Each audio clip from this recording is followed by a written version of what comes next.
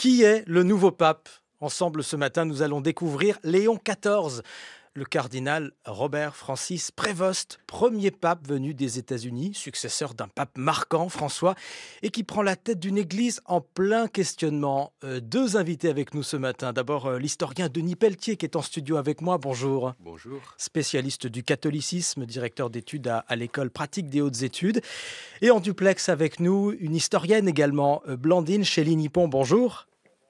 Bonjour. Professeur d'histoire contemporaine à l'université d'Aix-Marseille, notamment spécialiste du catholicisme aux États-Unis. Ça tombe bien. Nous découvrons ce nouveau pape. Beaucoup d'entre nous ne le connaissaient pas, ce cardinal, pourtant important, influent à Rome au sein du Vatican. Denis Pelletier, si vous deviez le qualifier, le définir d'un mot pour commencer notre discussion ce matin, quel serait ce mot ? Ah, vous voulez un mot? Un mot, ou une manière de... Un mot, transnational. Transnational, pourquoi?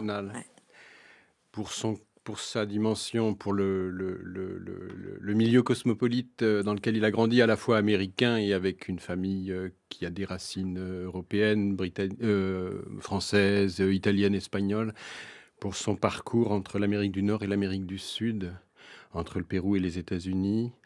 Et pour voilà ce qu'il dit de la situation de l'Église catholique à l'échelle du globe, donc à l'échelle transnationale, à l'échelle globale aujourd'hui. On a beaucoup dit que François était le premier grand pape de la mondialisation. Est-ce qu'à cet égard, le nouveau pape marche dans ses pas ? D'une manière un peu différente, certainement, ça on verra à l'usage. Mais oui, bien sûr. On voit bien quelle est la personne dont les cardinaux ont estimé qu'elle était la personne idoine en ce moment précis. Et il se présente en tout cas comme un continuateur de François. Et c'est donc un pape américain, né à Chicago, une première, pour beaucoup une surprise, je le disais, mais alors pas pour vous, Blandine Chély-Nippon, puisque j'ai vu que dans La Croix, cette semaine, vous aviez publié une tribune. Et si le pape venait des États-Unis, il est connu aux États-Unis ? Alors non, enfin il a commencé à être, à faire l'objet d'articles et de supputations depuis la semaine dernière. Donc on a vu sa cote de papabilité, si vous voulez, grandir au fur et à mesure que la semaine avançait, mais en même temps. Les commentateurs expliquaient que c'était une possibilité, mais qu'il fallait pas trop y croire, étant donné que vraiment c'était enraciné. L'hypothèse qu'un pape puisse venir des États-Unis était quasi nulle, et tout le monde avait bien intégré cette donne avant l'entrée en conclave. Et donc, à nouveau, un pape américain, après François. Et oui, un pape américain, mais alors là, américain du Nord. Américain du Nord et même né aux États-Unis, citoyen des États-Unis. Et comme l'a dit mon collègue Denis, un pape qui est à la fois américain et vraiment international. International d'abord par ses propres racines, et en même, mais ça, c'est le propre de beaucoup d'Américains, même contemporains, et international, parce que effectivement, il est parti travailler, enfin missionner, être missionnaire et évêque aussi au Pérou pendant 20 ans, mais au point d'être maintenant, d'avoir adopté la nationalité péruvienne. Donc il est américain et péruvien, il a les deux pieds, ou en tous les cas, oui, les deux pieds sur le grand continent américain. Donc il est doublement américain. Et la particularité de son identité, de son parcours est assez exceptionnelle. En tous les cas, parmi les 10 cardinaux américains qui sont arrivés au conclave, c'est un des profils qui était vraiment les plus internationaux qui soient. Pas simplement des Amériques, mais aussi de l'ensemble des cardinaux du conclave. Voilà. Il a choisi, et c'est le premier geste important d'un pape, un nom, évidemment, Léon XIV. À quoi fait-il référence avec ce choix, Denis Pelletier ? Alors avant Léon XIV, il y a 13 Léons, donc il faut choisir. Il y en a deux qui sont intéressants, je pense, deux ou trois. La référence qui vient évidemment à l'esprit immédiatement, c'est Léon XIII, c'est-à-dire le pape de la fin du XIXe et du début du XXe siècle, qui est à la fois le pape de la doctrine sociale de l'Église, c'est-à-dire le pape de l'encyclique Rerum Novarum en 1891, c'est-à-dire la première intervention romaine officielle, magistériale, sur la question ouvrière, la question sociale. Sur lequel on peut revenir et qui est la première chose qui vient à l'esprit. Léon XIII, c'est aussi un pape qui a énormément écrit et qui a réfléchi, qui a écrit sur l'enseignement, et notamment l'encyclique de 1879 sur le retour de l'enseignement de Thomas d'Aquin, comment enseigner avec la tradition de l'Église face au monde moderne. Et c'est quelqu'un, ce qu'on oublie souvent, qui a beaucoup réfléchi aussi et qui est beaucoup intervenu sur les relations entre l'Église et l'État moderne, et sur la transformation à l'épreuve de la modernité et de la démocratie de la relation entre l'Église et l'État. Il y a un autre Léon qui est très intéressant de ce point de vue-là, il y en a plusieurs, mais c'est le premier, Léon le Grand, qui est le pape du concile de Chalcédoine. Et le concile de Chalcédoine est le concile où se fixe la doctrine de la double nature du Christ. Ce sont les premiers temps, c'est au 5e siècle après Jésus-Christ, c'est 451. Et ce sont donc les premiers temps du christianisme. C'est le moment où on vote sur ce qui va devenir les dogmes du catholicisme. Et c'est un pape qui est important pour cette raison-là, pour ce contexte-là. Il y en a quelques autres. Pouvez-vous d'un mot développer sur ce point ? Le concile de Chalcédoine est un concile qui est organisé donc à Chalcédoine, donc en Asie. C'est un concile prioritairement asiatique, à un moment où le christianisme est une religion asiatique.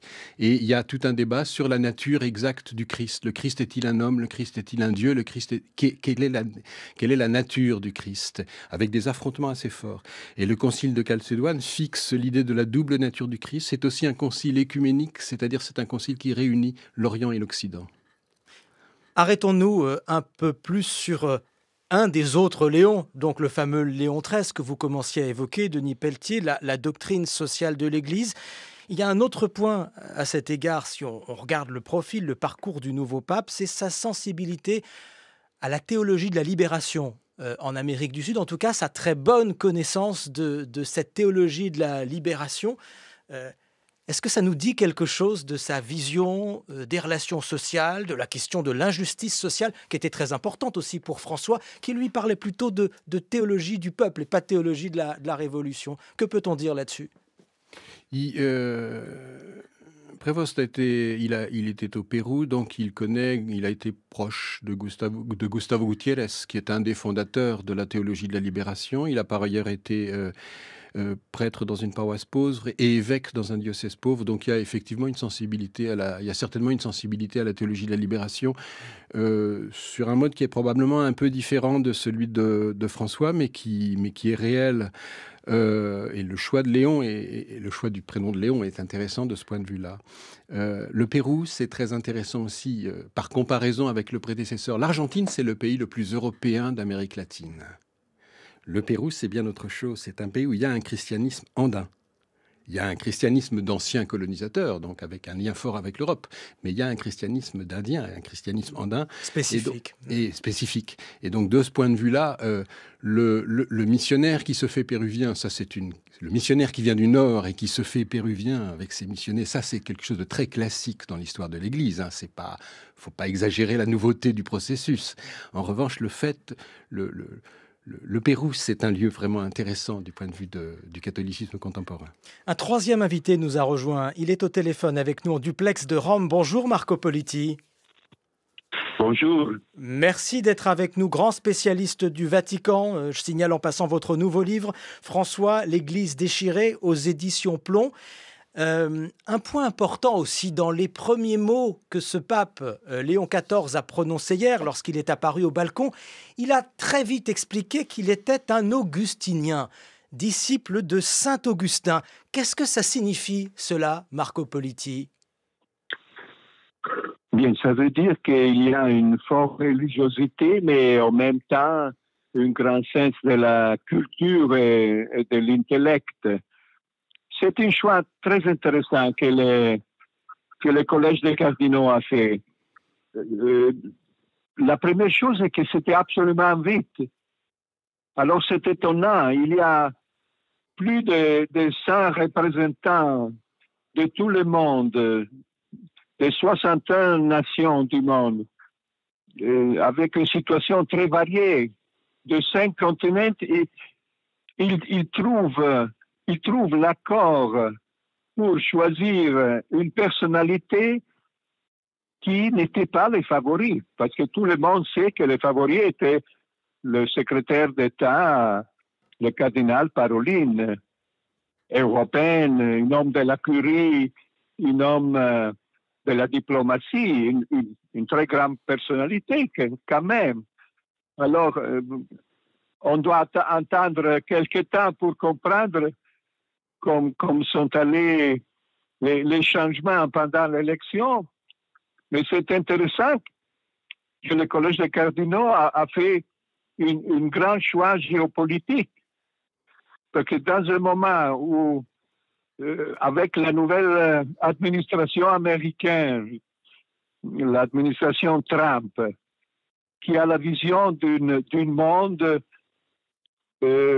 où les décisions sont prises par des leaders avec le grand bâton, le grand stick, comme disait le président américain Theodore Roosevelt. Alors, le nouveau pape parle de paix, des ponts, d'une paix désarmée et désarmante. Alors, c'est absolument le langage contraire. C'est le langage contraire, et c'est un homme des États-Unis. Parce que généralement, on pensait que ce n'est pas possible d'avoir un pape qui vient des États-Unis, pas par des raisons, disons, idéologiques, mais parce que généralement, le choix était de n'avoir pas un pape d'une grande puissance. Comme dans les siècles passés, il y avait des papes italiens, pas parce que les Italiens ont des qualités surnaturelles, mais parce que les Italiens n'étaient pas espagnols, français ou allemands. Je comprends ce que vous nous expliquez, Marco Politi. Vous pointez un aspect très important, évidemment. C'est aussi le rapport de ce nouveau pape avec son pays d'origine, les États-Unis. Personne n'a oublié les grandes leçons que le vice-président des États-Unis, J.D. Vance, croyait devoir donner au pape François en lui expliquant quel devait être le rôle de l'Église, évoquant l'Ordo Amoris, l'ordre de l'amour, évoquant saint Thomas d'Aquin ou saint Augustin. Comment est-ce que les choses peuvent se jouer aujourd'hui, Blandine Chély-Nippon, entre ce pape américain et l'actuel président des États-Unis ou vice-président des États-Unis ? Alors, je voudrais vous répondre en revenant sur le nom même de ce pape. Parce qu'effectivement, on a fait allusion au premier et au dernier avant lui. Donc le premier, c'est Léon le Grand. Et je dis ça avec une pointe d'humour, mais quand même, Léon le Grand est aussi celui qui a arrêté Attila aux portes de Rome. Donc je trouve l'allusion éventuellement savoureuse. Et Léon XIII est aussi le pape, avec les qualités qui ont été mentionnées par Denis, est aussi le pape qui a en quelque sorte réformé la diplomatie du Vatican, en la transformant finalement en diplomatie globale avant l'heure, avec une vision, et notamment une vision de ce qu'on pourrait appeler aujourd'hui l'éthique internationale. Donc, armé de tout ça, que ce pape porte ce nom-là en étant américain, au moment où les États-Unis sont à leur tour rentrés dans une logique, on va dire, à la fois impérialiste et nationaliste, et ont un vice-président qui, partout où il passe, explique qu'il est quasiment plus catholique que le pape, ça n'est pas anodin du tout. Et effectivement, c'est un virage géopolitique à la fois vers la paix Et une manière de présenter l'Église catholique comme un rempart, hein, finalement, pour la défense de cette paix, pour la défense d'un ordre international pacifique qui use des moyens de la coopération entre États, de la négociation, qui ne parle pas la langue du conflit, qui ne menace pas de se détruire mutuellement par tous les moyens. Voilà, donc la dimension pacifique du message qui a été envoyé dans le monde entier avec un pape qui appelle tous les catholiques à être des artisans de paix où qu'ils soient parce qu'ils sont un même et seul peuple. Alors tout ça est mélangé, mais je ne peux pas croire que ça a été anodin, que finalement le choix se soit porté sur cet homme avec cette nationalité. La question du rôle de l'Église est là, évidemment, et c'est un sujet majeur que nous allons continuer à développer. Vous restez avec nous tous les trois, nos invités ce matin, pour comprendre qui est ce pape et ce qu'il peut proposer pour l'Église en plein questionnement. Blandine Chély-Nippon, Denis Pelletier, Marco Politi. Nous vous retrouvons dans une vingtaine de minutes. Il est 8h sur France Culture. 6h30, 9h, les matins de France Culture. Jean Lémarie. 3 invités ce matin pour évoquer ce pape. Un nouveau pape, mais pour quelle église? Voilà la question que nous abordons, que nous posons à nos 3 invités. Blandine Chély-Nippon, professeure d'histoire contemporaine à l'université d'Aix-Marseille. En duplex de Rome, Marco Politi, grand spécialiste du Vatican. Et avec moi en studio, l'historien Denis Pelletier. Je signale notamment un de vos livres, Les catholiques en France, de 1789 à nos jours, chez Albin Michel. Ensemble, je voudrais qu'on regarde à la fois ce que sont les chantiers du nouveau pape à l'extérieur de l'Église et puis ensuite à l'intérieur de l'Église où là aussi il y a des choses majeures évidemment qui sont en train de se dérouler. Commençons par l'extérieur puisque le mot paix est revenu beaucoup dans son premier discours hier face aux fidèles qui s'étaient rassemblés au Vatican. Blandine Chély-Nippon, est-ce que ce nouveau pape devrait intervenir souvent, beaucoup, fortement dans le débat mondial ? Alors, je pense que le premier discours qu'il a fait hier devant la foule était une bonne indication de la priorité de ce pontificat, enfin telle qu'elle s'est donc visiblement dégagée sur sa personne, à savoir que l'Église catholique va être un ferment de paix ou va en tous les cas chercher à peser. Alors à peser peut-être pas simplement par l'intermédiaire du pape qui va continuer à multiplier les voyages, à rencontrer des chefs d'État, à prendre la parole médiatiquement quand il y a des conflits, à essayer d'être un médiateur, mais il n'y a pas que lui.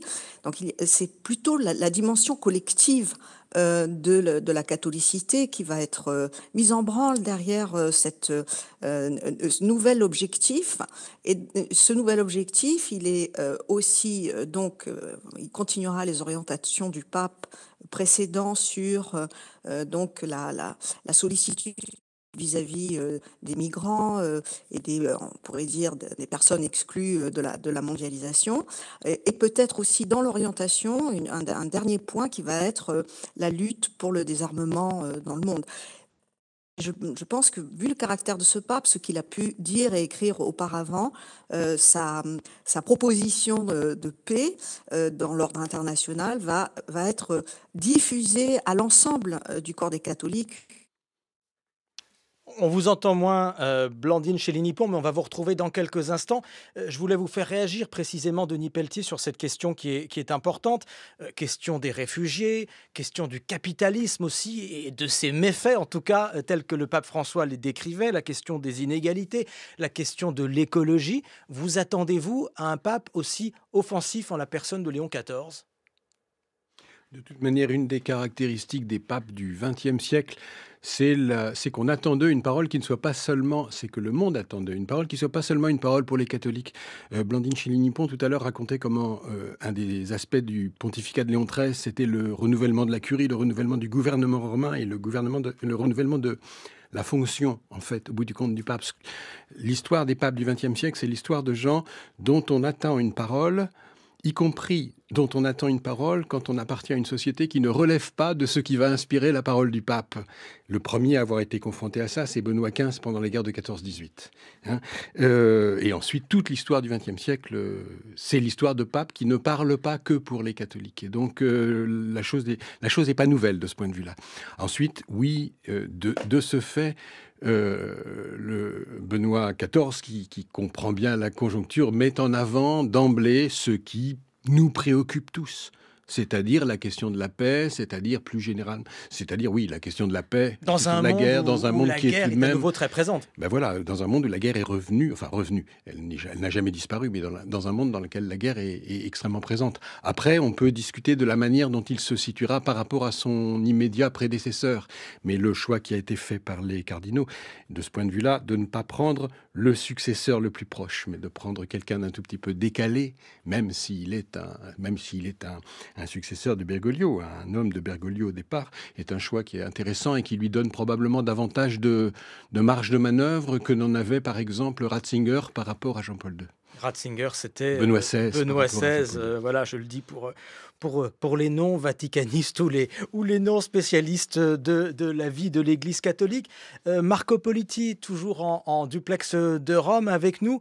Je vais vous poser la même question. Est-ce que vous l'imaginez très interventionniste, ce pape? Et d'ailleurs, est-ce d'abord ce que les catholiques et les membres de l'Église attendent de Léon XIV? Mais pas seulement le monde catholique, parce que ça a été le premier collège des cardinaux de la société globale. Dans le collège des cardinaux, aujourd'hui, le Sud global, qui est le nouveau protagoniste de la scène internationale, le Sud global dans les conclaves est majoritaire vis-à-vis à l'Europe. C'est la première fois que l'Europe est en minorité. Alors certainement, toutes les grandes questions du pontificat de Bergoglio, la paix, le désarmement, le multilatéralisme dans la vie internationale, ou la question écologique et la question de contraster un capitalisme sauvage, ça, vraiment, seront les chantiers où le nouveau pape va travailler. C'est très clair, surtout sur la question de la paix. On a vu que le pape François, par exemple, dans la guerre de l'Ukraine, était très critiqué et disons, diplomatiquement attaqué par les États de l'OTAN, par les États de l'Union européenne, parce qu'il n'était pas officiellement contre la Russie, contre Poutine. Mais en même temps, il avait le consensus des pays du Sud global qui ne voulaient pas se mettre à côté de Washington ou à côté de Moscou, mais qui veulent un nouveau ordre mondial multilatéraliste, ce que François appelait une conférence de Helsinki numéro 2. Mais certainement, le pape Léon XIV aura un langage plus diplomatique, disons, pas avec certains éclats comme était avec Bergoglio. Blandine Chély-Nippon peut-il faire l'unité des catholiques sur les messages qu'il délivrera sur ces grands débats? On commençait tout à l'heure, dans la première partie de cet entretien, à évoquer le face-à-face entre le vice-président américain J.D. Vance et le prédécesseur de Léon XIV, le pape François. Les mots étaient très rudes. Le vice-président des États-Unis reprochait à l'Église de sortir de son rôle, tout simplement. Et j'évoquais l'Ordo Amoris, l'ordre de l'amour. Il lui reprochait de s'intéresser aux réfugiés, par exemple. Est-ce que ça va continuer? Est-ce que ça peut continuer sur cette voie, d'après vous? Alors, Monsieur Politi vient de le dire à l'instant, le style sans doute de ce nouveau pape va être assez différent du précédent. parce que autant François avait une personnalité extrêmement, on va dire, euh, médiatique, au sens où il intervenait souvent, il prenait la parole à titre personnel. La personnalité de ce pape-là paraît plus modeste. Donc, les coups d'éclat éventuels seront peut-être moins nombreux, mais il est certain que la réponse qu'avait faite François à J.D. Vance à travers sa lettre aux évêques américains réexpliquant ce qu'était l'ordo amoris, c'est un peu un renvoi d'ascenseur. Si donc le président J.D. Vance considérait que l'Église sortait de son rôle, eh bien peut-être que le pape lui a alors répondu que l'État, et en tous les cas la présidence et la vice-présidence américaine, n'avaient pas à se mêler de religion à ce point-là. Donc, si vous voulez, je crois qu'on a, on a dans l'élection de ce pape, je m'excuse de revenir sur sa nationalité, mais on a quand même l'impression que cette nouvelle période, cette nouvelle papauté va faire très attention à ne pas donner l'impression à aucun moment d'être inféodé à quelque pouvoir que ce soit, et au contraire à proposer des solutions par la société civile, et donc de ce point de vue demande à ce que les catholiques soient eux-mêmes des artisans, des ferments de paix dans leur société, et n'oublient jamais qu'ils forment une communauté globale avec donc des priorités communes liées à leur foi commune et universelle. Donc je dirais que c'est un ferment de nouvel universalisme, ou un rappel de ce qu'est l'universalisme à une époque où celui-ci est complètement contesté par le désordre international qui est en train de s'installer.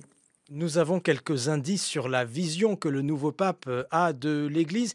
Il a beaucoup insisté hier, encore une fois, dans ce premier discours dont on fait les uns et les autres l'exégèse, sur l'idée d'une Église et d'un pape qui serait dans le témoignage d'abord, le témoignage chrétien, peut-être ou pas, je ne sais pas, avant les questions de doctrine. Qu'en pensez-vous, Denis Pelletier ? Le pape missionnaire, le pape qui incarne quelque chose, le message du Christ. L'Église, c'est une monarchie élective dont les électeurs ne sont pas eux-mêmes des élus. C'est ça le conclave. Donc on dit tous un peu la même chose autour de ce pape, c'est-à-dire ce qui est intéressant en fait, moi je pense, c'est que dans ce contexte-là, c'est-à-dire une assemblée sans campagne électorale visible, préalable, se réunit et élit un pape. Et cette assemblée est une assemblée à travers laquelle doit s'incarner le monde. Et donc, ce qui est intéressant, c'est la représentation que se sont fait les cardinaux de la conjoncture immédiate. Et moi, je pense qu'effectivement, cette représentation, elle donne l'élection de ce cardinal américain péruvien transnational qui met en avant la question de la paix, qui sera certainement interventionniste, qui sera certainement plus prudent dans ses interventions que son prédécesseur, et qui pour autant ne renoncera pas, parce qu'il est un héritier de son prédécesseur, qui ne renoncera pas à ce que nous découvrons d'un seul coup, à travers l'élection, que c'est irréversible dans l'œuvre de François. C'est-à-dire le début de c'est-à-dire la synodalité, c'est-à-dire un certain positionnement sur l'actualité mondiale, c'est-à-dire la mise en avant de la question des migrants et le migrant comme le frère à partir duquel on pense l'universalisme du catholicisme, c'est-à-dire la question de l'écologie. Je crois qu'il faut vraiment le voir de cette manière-là. C'est la façon dont des gens qui se réunissent pour élire quelqu'un se représentent l'urgence du moment. Il y a tout ce qu'on voit à l'extérieur et qu'on évoque depuis quelques minutes, et puis il y a aussi tout ce qui va se passer à l'intérieur de l'Église. Et ça, pour les cardinaux qui ont voté hier, c'est évidemment majeur, c'est évidemment essentiel.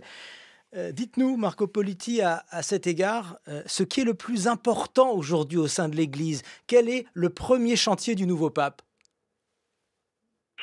Les chantiers sont deux. Nous avons déjà parlé de l'universalisme et du rôle très fort du pape sur la scène mondiale. Mais aussi à l'intérieur, la présentation de hier était déjà plein de raffinesses.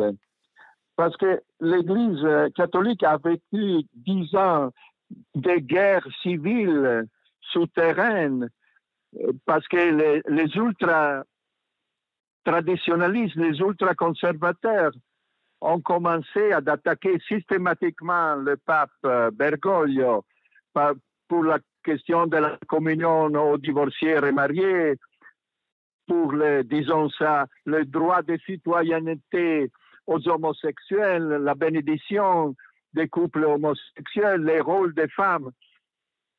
Alors, hier, Léo XIV a donné des signes d'attention pour le monde traditionnel. Alors, la première chose, c'est le nom. C'est un nom qui vient de la tradition des papes. La seconde chose, c'est la robe. Il a repris la mozzetta rouge de ses prédécesseurs. François ne voulait pas. François avait seulement la robe blanche.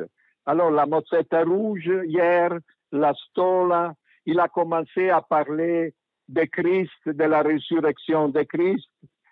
Il a terminé avec la prière à la Vierge Marie. Alors, tout ça sont des signes pour une relation plus forte avec le monde de la tradition catholique.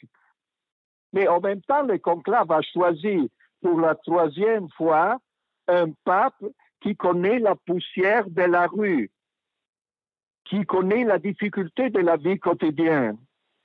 En tant que Prévost était missionnaire dans l'Amérique du Sud, dans une ville comme Callao, qui c'est un des centres de la mafia de la cocaïne. Alors, Jean-Paul II Wojtyła connaît le monde du travail. Il avait travaillé, il avait vu des camarades du travail qui étaient morts. Et François connaissait, Bergoglio connaissait très bien les bidonvilles, les terribles bidonvilles qui sont autour de Buenos Aires.